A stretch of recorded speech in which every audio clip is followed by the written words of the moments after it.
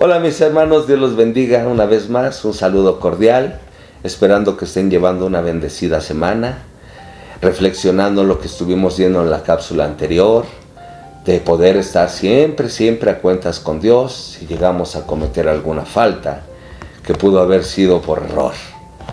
Sin embargo, es importante que pensemos, mis hermanos, muchas de las veces, a veces cometemos faltas que no son por error, no son por hierro. Meditaba yo en esto que les compartía, mis hermanos, de acuerdo a lo que el apóstol Pablo decía, mis hermanos, que tenemos que revestirnos del hombre nuevo, creado conforme a la voluntad de Dios, porque nuestra mente, mis hermanos, tiene que ser renovada de acuerdo a al plan de parte de Dios, porque nuestra vida pasada está viciada y tenemos que despojarnos de esos vicios, cosas, que en un momento no precisamente el tabaco, el alcohol, mis hermanos, de lo que habla espiritualmente es de ese orgullo, soberbia, vanagloria, egoísmo, tantas cosas espirituales de las cuales se vició nuestra carne y que a veces reacciona aún sin que nos demos cuenta. Pero digo, aún sin que nos demos cuenta.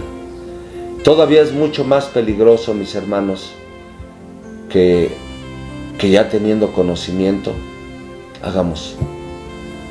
hagamos cosas como habíamos leído en la cápsula anterior, en el libro de Levítico 4, pecar por error de cosas que no se han de hacer. Eso es una cosa, pero ya pecar voluntariamente es algo mucho más delicado, mis hermanos. Por eso yo recordaba, tal vez nosotros nos hemos puesto a cuentas con Dios, hermano. Así como cuando Lázaro, usted recuerda que Jesús resucitó a Lázaro. Dice de hecho la palabra que después de haberle resucitado, mi hermano,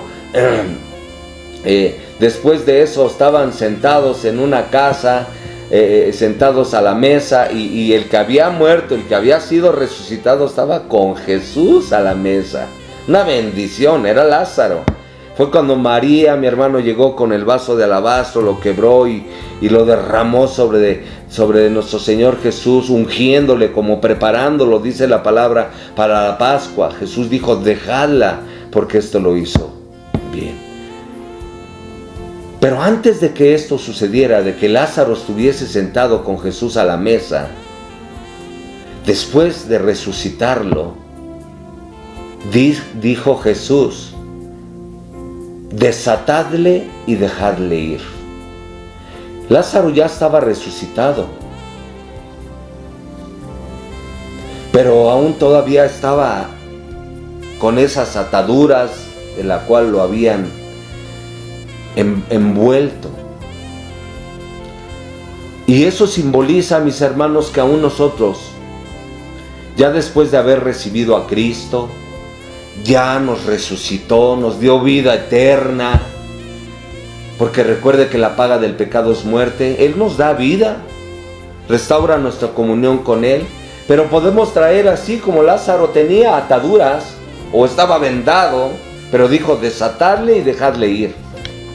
La palabra del Señor nos enseña que Él mismo, mi hermano, levantó apóstoles, profetas, evangelistas, pastores y maestros, a fin de perfeccionar a los santos para la obra del ministerio. Y ahí habla acerca de que esta obra de los ministros que Dios ha levantado es para desatarnos de esas ataduras que venimos acarreando, para poder ser libres por completo. Aquí en el libro de Hebreos, en el capítulo 10, en el verso 26, habla de la advertencia al que peca deliberadamente. Y es algo muy fuerte, mis hermanos. Pero es importante que reflexionemos y meditemos mucho en esto, porque recuerde, mi hermano, hay camino que al hombre le parece recto, pero su final es muerte. Y hay personas que piensan que porque se están congregando, vienen a la iglesia, leen, oran, diezman, tal vez hacen muchas cosas, hermano, pero realmente aquí la situación no es qué hace un cristiano, qué hace un hijo de Dios, sino realmente, mis hermanos, cómo debemos vivir en comunión con Dios. Porque si aún todavía estamos cometiendo pecados deliberadamente, es importante que examinemos nuestras vidas y que podamos verdaderamente volvernos a Él. Porque ya con conocimiento, mi hermano, hay más demanda. Dice aquí, porque si, verso 26, porque si pecaremos voluntariamente después de haber recibido el conocimiento de la verdad, ya no queda más sacrificio por los pecados, sino una horrenda expectación de juicio y de hervor de fuego que ha de devorar a los adversarios.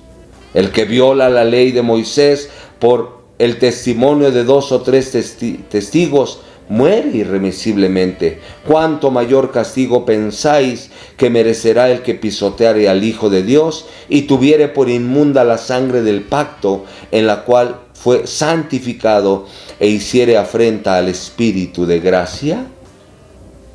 Pues conocemos al que dijo, mía es la venganza, yo daré el pago, dice el Señor, y otra vez el Señor juzgará a su pueblo. Mis hermanos, esta palabra que les estoy compartiendo, como bien nuestro Señor Jesús, hermano, compartía, Él no nos daba la palabra para condenarnos. Esta no es mi intención. La intención de que podamos compartir estos temas, mis hermanos, es de reflexionar para ser movidos al arrepentimiento.